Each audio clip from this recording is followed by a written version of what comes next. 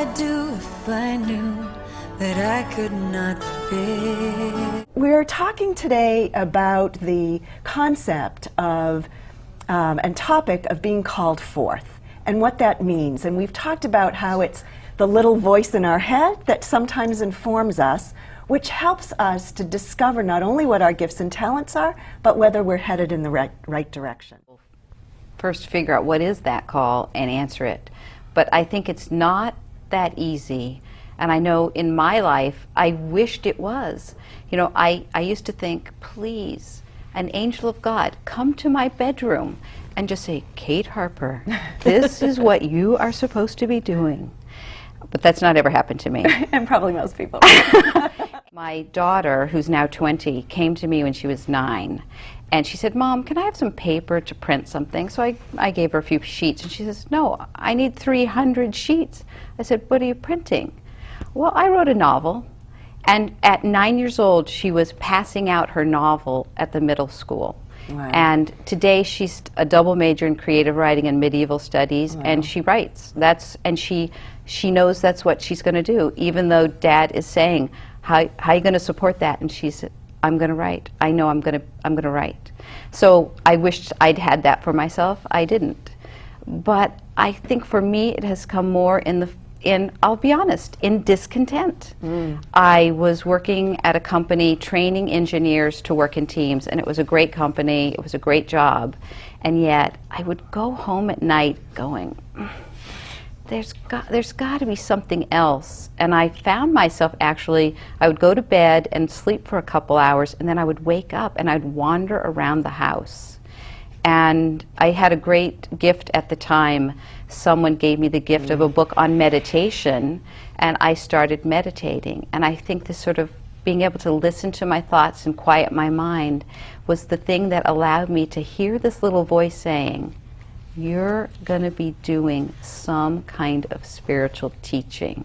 There's something in that. And at the time I went, no way. I train engineers. Made no sense. It made no sense. Yeah.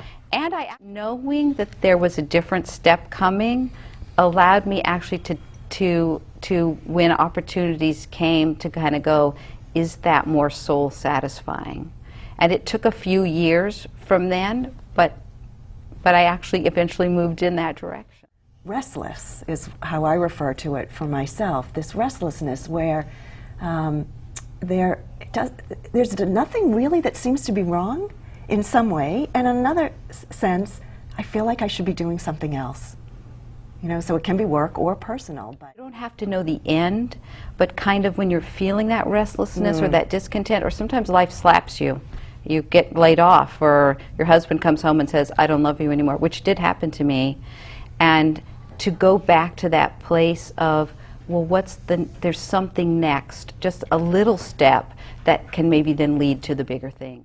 But that we can't see it while we're in it, but we can listen to the next thing and the next thing. I also have a story of discontent, and it lasted a long time. My discontent, or the rumblings, lasted years around kind of what you said, Wendy, around is this all there is, or what's next, or there's got to be something else, or this isn't quite it. All that voice. Every time people would ask me what I did, they'd say, oh my God, that's amazing what you already do for a living, and you teach people and coach people. And I thought I took a little hiatus from the voice and had a baby, but that didn't help really, actually. When I came up for air, the voice was still there. One day I was on the phone with my colleague, and all of a sudden, I just had this vision. And I had the vision of her company and my company melting into one thing. And I said to her, Gina, I just had the strangest image, but I'm really clear that you and I are meant to work together, and we're gonna form one company. And which made no sense. Which made no sense. You each had your own business. Right. We each had our own companies, and we were doing similar work. It wasn't like she was a carpenter and I was an astronaut. Nothing. And it just hit me. And I said it to her, and she sort of said, "Oh, that's really nice. I'll talk to you tomorrow." Thanks for sharing. Thanks for sharing. Exactly. And then she got on the phone the next morning, and she said, "Oh my God, I see it too." Huh. And then, like what you were saying, we didn't have a clue what to do. We didn't have any idea Right. what was supposed to happen after that. The first step that we took was we started a blog, and nobody else could see the blog except us. So we didn't publicize it. Yeah. But we decided we were going to start writing to each other.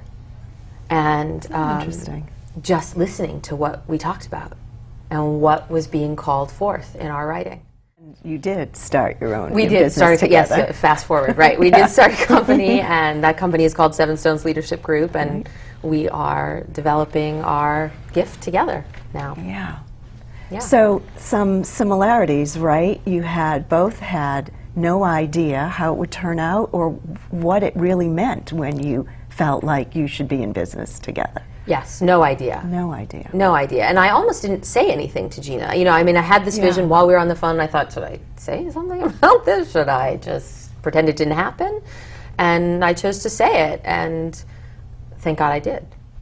We're willing to support each other, that there was a lot of support for, maybe we don't know how it's going to be, but together we'll figure it, and we'll incubate it, you know, kind of protect it a little bit while we're figuring it out. Yes.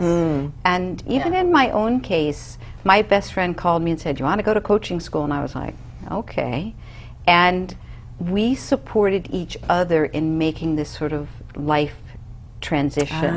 And there was a little sense of incubation too, you know, protection. And support. And support. It's like that first 12 weeks of pregnancy, right?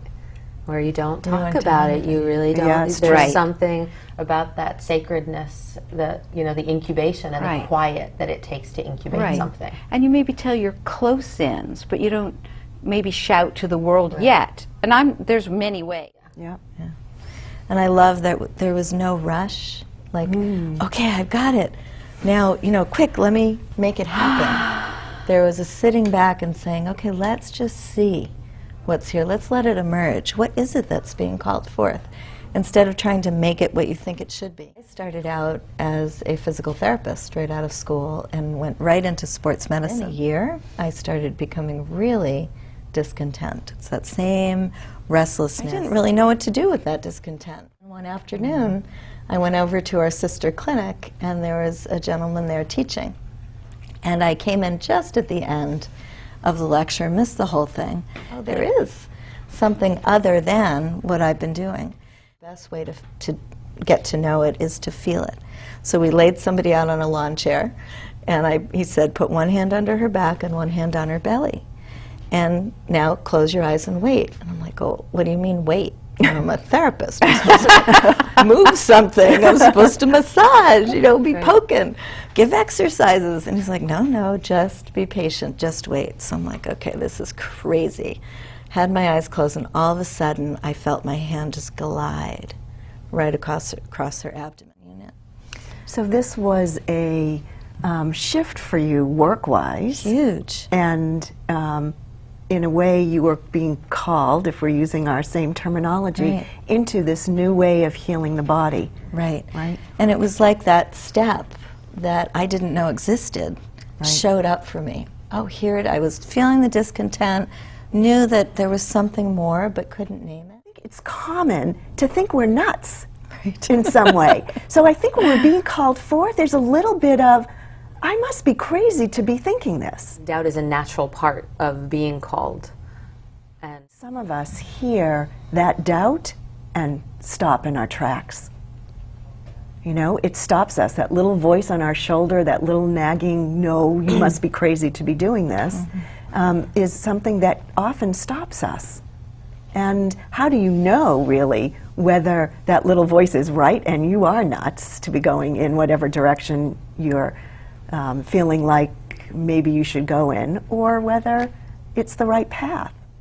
But coming back to, I can take a step at a time and as much as possible enjoy this process of moving toward and expressing what is being called from me. Have a little fun exploring next what's inside of you, just waiting to burst forth.